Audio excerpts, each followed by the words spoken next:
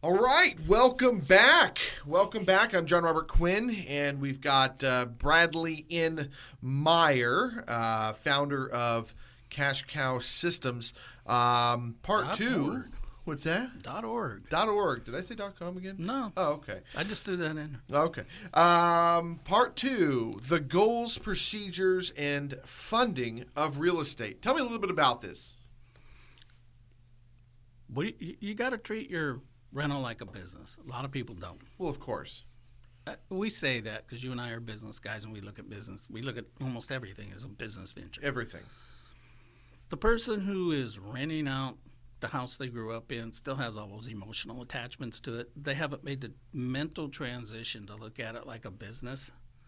And if they find they can't, what I tell them to do is sell that house, keep those memories, go invest in another piece of property that you don't have the emotional attachment to.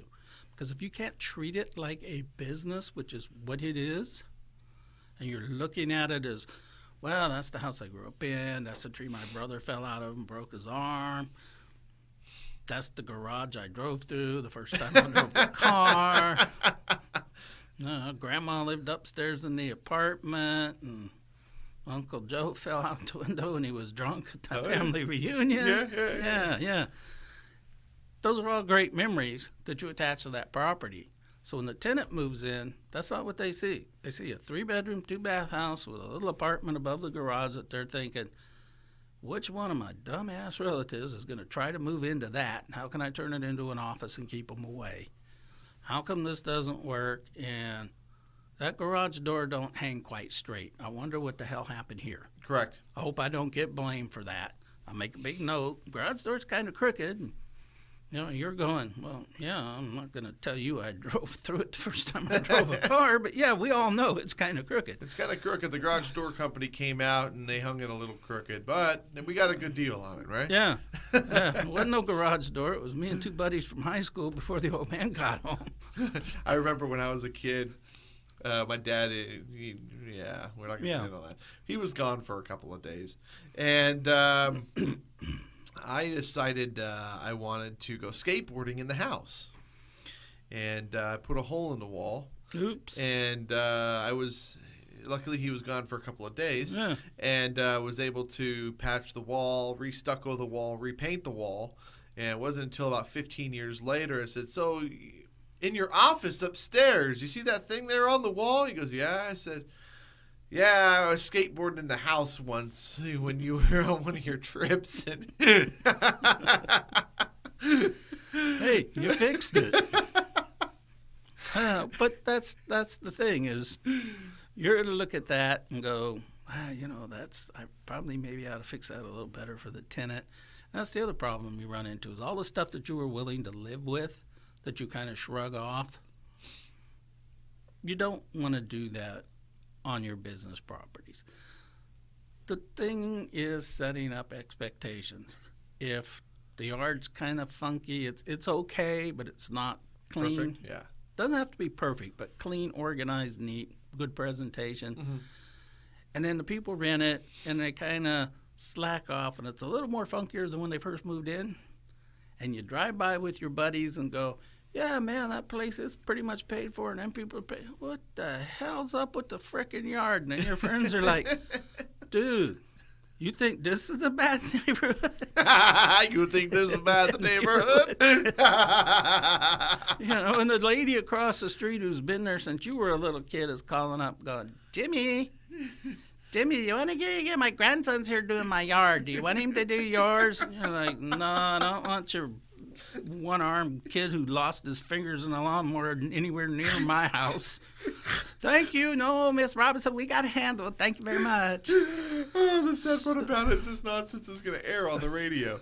But it happens. I mean, in 40 years, it happens. I have got those phone calls. I had to have those conversations with owners of, why are the neighbors all pissed? I mean, it was fine when we lived there. It's like, yeah, but you know what? You got to stay on top of your business. There. You got to stay on top of your business. You got to be diligent in how you do business and make sure that you're providing. I mean, this is a business no matter how you look at it. And you got to make sure that you're taking care of business. I mean, you saw the conversation I had with a client just a little bit ago. You know, I'm doing business with him. He's paying me, yet I'm cutting him loose because it goes both ways. Well, that's exactly one of the points I make. You hire a property manager to handle your property, you're hiring an employee who's charging you every month. So you got to set up expectations with them. You got to set up expectations with the tenant. Granted, that person, their license, they got to follow whatever the state, city, and county regs are. And if you got rent control and all of that, they're a great guidance for that. But you can still control over what happens. So you got to have your goals and procedures in place. You got to set it up and run it like a business. Manage the expectations. And now, when you're saying expectations, what are some of those expectations? A bunch of them I go over in the handbook that we're actually giving away for free. Oh, at cashcowsystems.org. Yeah. Okay. But the expectations, everything in my opinion and my experience of business comes up to expectations. Okay. You tell the tenant what you're going to do. You tell them what you expect them to do. Okay. Now, those are pretty much etched in stone traditionally. You expect them to pay the rent on time. You expect them to take care of the house. But you got to put that stuff in writing because it can't be vague. Correct. Your idea of taking care of the house and their idea of taking care of the house. Their idea of taking care of the house is paying the rent on time. Yeah. That's it. Pretty much. That's it. Yeah.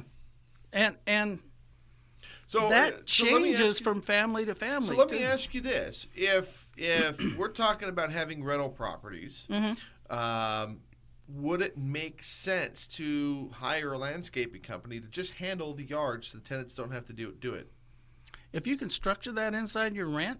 Yeah, what does it cost a month for a landscaping service? $100?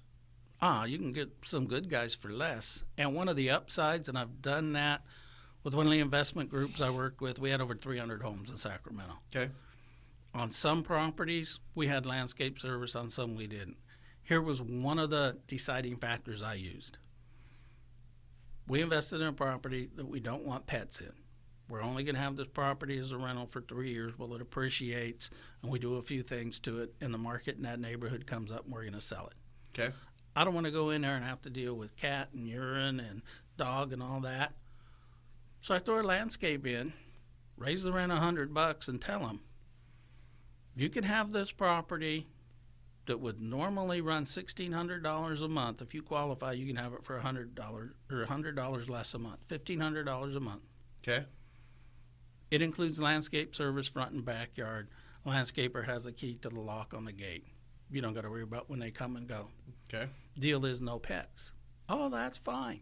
And you get a call 5 months later from the landscaper going, hey, did those old people move out? I mean, this looks like the same car, but I'm tired of stepping in dog poop in the backyard. And I'm like, okay, rent just went up.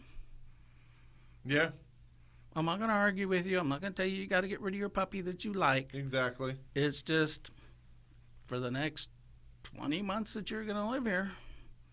Yeah. You're going to pay me an extra $100 because the expectation was you weren't going to have pets. And now you have pets. And now you have pets, and I was up front with you. And you never let us know. The other thing is though, if they paid $1,000 deposit, are you going to pull $500 of that out for a pet deposit because they never paid their pet deposit? No? No, in California, they've broken it down to where you cannot charge people out of a security deposit, unless they've changed it recently, and have a separate pet deposit. So pet damage cannot count towards they poked a hole in the wall.